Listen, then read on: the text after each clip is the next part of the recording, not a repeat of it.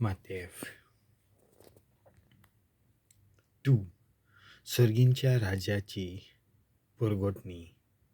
ए. कथन. जॉन बातिस्ताचो उपदेश. चॅप्टर 3. त्या दिसांनी जॉन बातिस्त दिश्टी पडलो आनी जुडेयाच्या ओरोण्यांत तो असो उपदेश दिवंक लागलो. जिवीत बदलात, कित्याक सर्गींचें राज येवचें जालें. ओरोण्यांत एक ताळो असो आडटा. सर्वेस्पराचो मारोग तयार करात, ताच्यो वाटो नीट करात.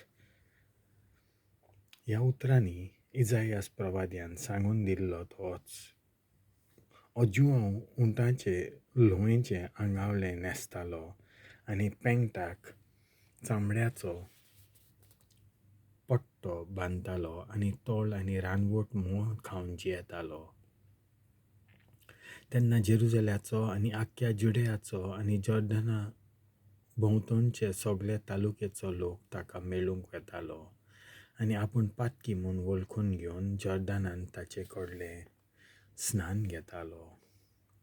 जायते फारिझेव आनी सादुकी स्नान घेवंक येतात तें पळोवन ताणें तांकां म्हणलें, फुरश्यांची जात तुमी. येवचो आसा तो क्रोध वाटायात म्हूण कोणें तुमकां शिडकायल्यात? पूण तुमचें मन खरेंच बदलना जाल्यार ताची पुर्ती फळां दाखयात. आनी अब्राहम आमचो बापूय अशें तुमी तुमकांच म्हणू नाकात. तर हांव तुमकां सांगतां, ह्या फातरांची अब्राहमाक ससत उत्पन्न करूंक देवाक तांक आसा. आतां लेगून झाडांच्या मुलाक कुराड घाल्ली आसा. म्हणटच जें झाड बरें फळ दिना तें देव खातोत्तलो आनी उज्यांत उडयतलो. हांव जिवीत बदलपा खातीर तुमकां उदकान स्नान दितां खरें, पूण म्हजे फाटल्यान येता तो म्हजेवन बळवंत आनी ताच्यो व्हाणो हातांत धरूंक म्हाका फावना. तो जाल्यार पवित्र आत्म्यान आनी उज्यान आमकां स्नान दितलो. ताची मडकूल ताच्या हातांत आसा आनी तो आपलें खोल नितळ करतलो. आपलो गों कोड्यांत बोत्तलो आनी तोंड पालोना तसल्या उज्यांत लासतलो. जेजू स्नान घेता. तेन्ना जुआवान आपणाक स्नान दिवचे खातीर जेजू गालिल्ल्या थावन जॉर्दानाशी आयलो.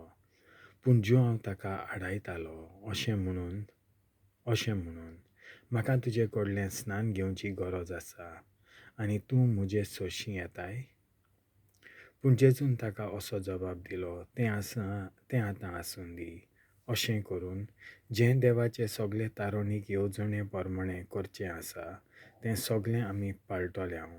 तेन्ना जुआव कबूल जालो.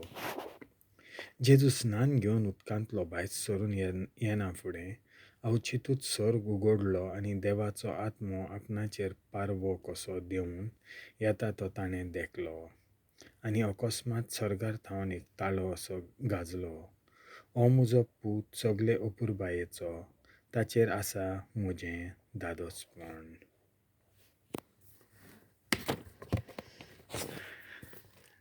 देवाचें उतर.